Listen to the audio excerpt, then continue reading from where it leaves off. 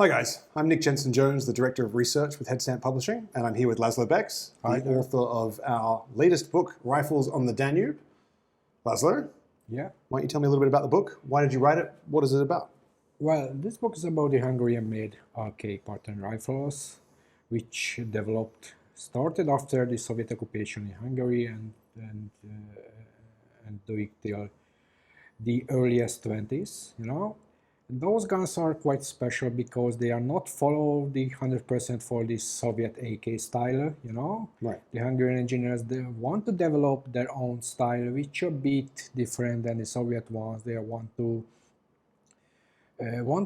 produce the gun much cheaper to be able to move to the export markets with the quite cheaper gun than the Soviet ones, you know, because at the time the Soviet guns are ruled the most of the world because they can produce it quite cheaper way. Right. So you've got unique weapons coming out of Hungary, yeah, some which people are going to be familiar with, of course, AMD-65, AMP, that sort of thing. And then you've got this two-track development you talk about where it's partially driven by the needs of the Hungarian army and partially driven by the needs for export. Yeah, that's to make a unique product in the market. Why did you write it? What was the impetus for the book? Because you know, I was in the army, and when I was retired from the army in 2004, I started collecting guns, you know. And I did not able to find any proper information, even a book about the factory. Even in Hungarian? Even in Hungarian. Right. Not even in the archives, because at this time, most of the archive contacts was still classified. So this is not only an important book for the English-speaking world, because of course it's the first detailed book on Hungarian AK rifles in English, but also an important book for Hungarians as well. That's right. Yeah, that's right, because a lot of archive documents was never ever checked. So we have a good index at the end of the book, where all of the experts, all of the researchers, even Hungarian ones, could have a good point of view where they could pick up the point. So document numbers, references for archives, secondary sources, interviews. Personal interviews. Yeah. Who was the charge when those weapons are made? Who's the key person who could have valuable information for any aspect of those guns, you know? And you've been working on this for nearly 20 years? Yeah, nearly 20 years. Okay, so there's a lot of work in this book. Yeah, I started to collect information in my army career, but heavily in 2004. Okay. And it was still in 2019. Okay. 2019, so it was 15 years in the net. Plus a couple on... Plus a couple, yeah. So I need 15 years to find some contacts, find some evidences, able to go in the archives, because this is a quite long process. Without a collector permit, you cannot grant access to the archives. Okay, wow. Yeah, that's really... And you were saying that the archives weren't particularly well organized, you had a hard time locating a lot of the documents. No. So really what you've done here is a lot of legwork for future researchers, organizing things, telling them where they are. We have a lot of good stories, especially from the first era when those AK pattern rifles were started to manufacture in Hungary. We have a lot of unique markings, we have unique stories, we have a lot of forgotten developments, which was never ever published. I mean, by way of reference, I would consider myself a fairly knowledgeable person with relation to AK pattern weapons. I've published on AK pattern weapons from different countries. I've tracked some that aren't known in the English-speaking world, for example. This book, in terms of level of detail, blew me away with the amount of information about specifically Hungarian AKs. There was a lot of stuff in there I'd never seen anywhere before. There was a lot of myths that we have in the West that have been corrected in this book. Yep. And there are a lot of things that I think we discuss in the West that are, English, I say the West, I mean the English-speaking world, of course Hungary is the West. There are a lot of things we discuss in the English-speaking collectors world that have a grain of truth, but we don't really know where they came from, or we don't really know the origins of the stories that we share. So I think this book for me really unpacked a lot of that. Yeah. Was that a goal when you set out? Did you're familiar with some of the English-speaking world's current discussion on Hungarian AKs, right? Yeah, that's right. That's correct. So as you already mentioned, this book was important from all aspects, especially for the future researchers, because. So for example, if somebody found some gun in the Eastern, for example, Syria, Iraq, whatever, as happened today. Still happens all the time. It still happens. They clearly could be identified where this gun came from. Right. it seems like, if I understand correctly, you weren't originally intending to write a whole history of the factory, but it sort of unfolded naturally. What happened there? Okay, so the fake factory was a quite old factory established after the Austrian-Hungarian monarchy was break down, and Hungary got their own independence, especially in the weapon factories. This is 1868? 1868, yeah. Since then, they have a political decision. Hungary need to have an independent gun factory. So it's still part of the Austro-Hungarian Empire. It's Yeah. still under the same emperor, Yeah. but it now is an independent country able Yeah, to produce its own independent, weapons. yeah. Okay. But it was not so easy because of the economical things. They need to find the right way and find the sources who could able to sponsor these things. Right. And after a short time of period, they established the new first independent Hungarian gun making company in Budapest, in the Sorossári Street, where later the fake factory was worked. So it is the same place, same building. And it does get complicated because then you have different companies with the same Yeah. initials, right? Same But they're not the initials. same name. Yeah, Is that same. correct? And I'm not going to try and butcher the Hungarian, but why don't you tell us what is FEG? What does that stand for in the most recent iteration? Fake was in Hungarian Fegyver és Gépgyár, that's mean in English Weapon and Gas Appliances Factory. Weapon and gas appliances. Gas factory. appliances. Okay. This is All right. because in the socialist era, all Very normal in Soviet factories, Yeah, Soviet era factories. factories, right? So Yeah. in Hungary, we had no separated arms military industry like the Soviet Union. Yeah. So we have no.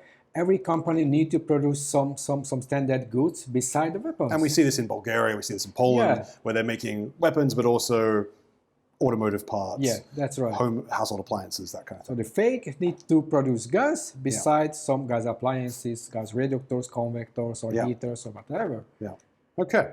And during the period of the factory's history, so it's established, it changes a few times in terms of its structure Yeah. and its footprint. I know the book goes into a lot of detail. There's some great photographs and so on. But it sort of stabilizes, I guess, during the Soviet era for the most part.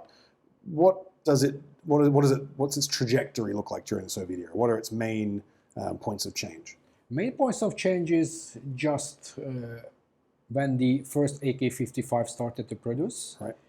Then And that's a straight Yeah. Soviet copy of the AK? Soviet copy. Yep. Then the AKM-63 in 1963, when the Hungarian military and political leadership want to create something which was cheap, because the AK-55, its producing time was quite expensive for Hungary, at least twice.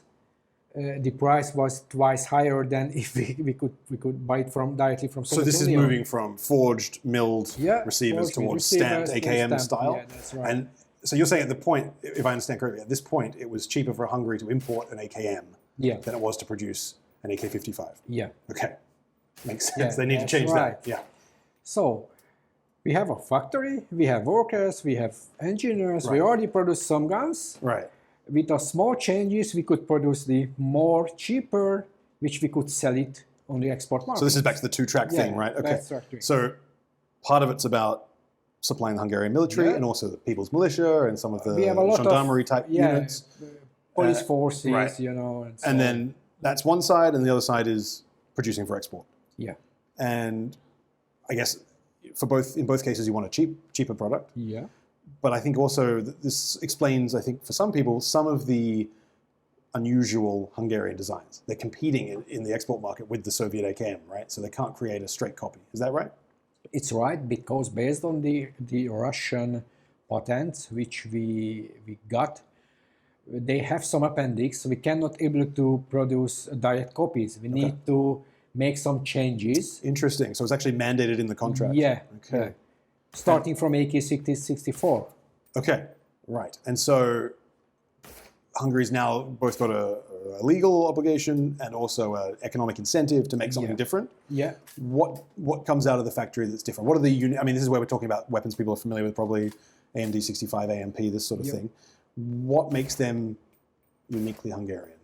Unique Hungarian is the way where those weapons are born, especially because mostly all of those guns are designed by one or two people. Okay. We have not so many engineers. The massive engineering bureaus. Yeah, we have no. So we need to have a lot of tests, a lot of drawings, hand drawings, even hand drawings. I saw an engineer's notebook from the 60s, 70s. All things need to be writing down in their books, and they're thinking out of the box how we can do that without any testing equipment. For example, they need to create 10 different parts with different harness. They put into the gun. Oh, interesting. Shooting test works. So okay, they're not testing it in a sort of laboratory style setting. No, they're physically testing things in the testing. guns. That's really interesting. So they follow the old way. Okay. For example, and we're talking for example, AMD 65 buttstock, which was a quite it's a wire buttstock. It was broken. So during the development, it was broken several times until they found the right angle for that wire, the components, how they could fit to the butt plate. You know. Okay. So part of the so we're talking about. It's just really interesting to understand the driving factors here. We've got economic, we've got the kind of competitiveness factor of not wanting to compete with the Soviet Union products, and then also just limitations on both economic limitations, but also manpower. Yeah, that's right. So it's a much smaller country. Hungary at that time, a fraction of the population of the USSR. Yeah. Right? And as you say, without the big design bureaus, without the big teams, mostly individual engineers. Is it fair to say that characterizes most of Hungarian small arms development through history? I mean, there's a lot of innovative designs that come out of Hungary, and they mostly seem to be individuals rather than teams. Not really. So it is not well documented like the Soviet and the Western development. So we had, for example, we had no team photos. We don't know anything. Okay. So you might have had supporting members of the teams you just don't know about. We don't know. We have only two sources, the archives, which was at the time, they are not archived so much document, just the important ones. For example, serial numbers list, export documentation, technology package, but not they are not documented the whole development process. We have only one sources, the engineers and factory workers, their personal notes, personal diaries. During the interview, I focused on this. They try to find their own 30 or 40 years old notes, and we day by day, pages by pages, we need to check the real history, you know, because it's never ever documented those things. Okay, I mean it's a bit of a detour, but you've mentioned it, and I'm very interested. How did you go about finding people to interview, and how forthcoming were they? Were people happy to share with you? I have a lot of contacts from my army career as well as my collector career, so I know a lot of key people. Often, especially in the early 20s, we have some at least monthly gathering where all collectors try to find a new parts for their guns, you know. Yep. And I asking people, do you know somebody who have some connection with the FEG or work it? Okay, I come. Yeah, I established some personal interviews with them. I traveled a lot in Hungary because those personnel across the other region. And you were saying some of them have left the country, right? And this is much before the internet, you know. We have no Facebook at this time, you know. We have most of the people have even no emails, no phones. So you need to go to their village, ask somebody lives somebody, go here. If you're lucky, it's at home. You need to ask, okay, you are eager to do an interview. I'm an unknown man, but I'm very friendly. So it is a lot of time which I need to do those interviews. And after, you know, somebody start talking, we have some notes, other people came out, we try to find them. As far as I remember, I performed 83 different interviews, 83 with 39 people. Okay, wow, so, that's a lot. Gosh. So, and I mean, one of the things I love in the book too, there's short biographies of some of the key FEG engineers, stuff that you couldn't find anywhere in English. Yeah. I'm not sure about in Hungarian, but certainly in English you'd never find this. And not easily in a Google search in Hungarian for me. So being able to look through and find short biographies of these key engineers, I think is really, really fantastic. Yeah. Was that an intention, or is this just something that grew out of the process? Well, it is intentional. Okay. Yeah. So you had a pretty good plan for how you're going to conduct all these? Yeah, that's right. So most high-ranking military officers know their people well. Yeah. So they have notes. So they know them. Even they have some of them still have a contact with them. Okay. So it's really easy if you find something. Start at the top and Stop. Yeah. Makes sense. Okay. So we've talked about archives. Yeah. We've talked about interviews. Interviews. How about other sources that are out there? What are the other data sources? The problem is, during the regime change in the early 19th, the fake archives was stolen, not well maintained. So a lot of documents are just put to the basement. Right. And there are still a lot missing. Yeah. We don't know where they are. Because as I already mentioned, only the most important documents was archived. Okay. They have the Hungarian archives had no capacity to store all of the documents. So currently, as far as I remember, the FAIG had 294 cubic meter documents, which is not the technical package, just the general documents. Okay. It was quite a lot. Yeah. And not categorized. So if you want to check something, Good you luck. need to go up, put the box, need to check which documents contain the box. So you spend a lot of time looking through archives. And the problem is the Hungarian archives have some rules. So you could have one box per day. Oh, good. Wonderful. Yeah, you'll be there for the rest of your life. If you are not lucky, you have a box which has nothing useful. And you need to wait another day. Oh, wow. Okay. And so, wow. All right. In terms of other sources, secondary sources, we talked about, you and I talked before about the books. There aren't a lot of books in Hungarian even that detail the subject, unfortunately. We have zero. Yeah, so that makes it a little tricky. So obviously this is an important book, as we say in Hungarian and English. How about things like manuals, original documentation from the period? Yeah, it's also a bit tricky. So because not a lot of original manuals available, even in the Hungarian Military Institute, because those manuals, when the gun was out of the service, was destroyed. Okay. This was my So it's all first, finding collectors and This was from 1993. This was my first book from my army career. Right. Yeah. Okay. And Fantastic. luckily, You kept it. Yeah. Kept it. Yeah. So, and also have the serial number. So all of them are tracked. So you're trying to find what you've got. I mean, some are online as PDFs, I'm sure now, but you don't have as much original documentation as you'd like, clearly. My friend Zoltán Szörös, who's managing the Kalashnikov.hu, have a lot of online. Who's written us a very, documents. very generous forward to the book too, actually. Thank you, Zoltán. So we try to find all Hungarian documentation, scan them and put in this site to help anybody who want to see. And he's been a pretty close collaborator of yours throughout the process, right? He's doing a lot of the digital preservation. Yeah. All right. So there's a small group of people in Hungary, obviously, that I think Zoltán said he wanted to write this book, but he could never have done it. It was just such a big job. Yeah, because it's a long process. It's a long process. Yeah. All right. So that's the content and the sources. The final thing I wanted to talk about was just the impact. I mean, what's next? What do you want people to take away from this book? What do you hope happens when they get it? And what are you working on next? Well, next is a lot of unknown part of this but the Hungarian pattern history is not came up at the moment because we have a lot of connection in Germany, in the US. Mm-hmm.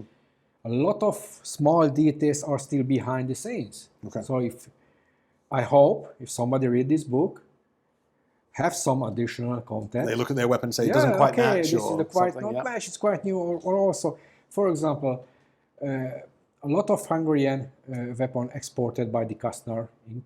Tennessee from the US, and a lot of documents are not stolen. It's lost. Okay. They don't know where it is. Okay.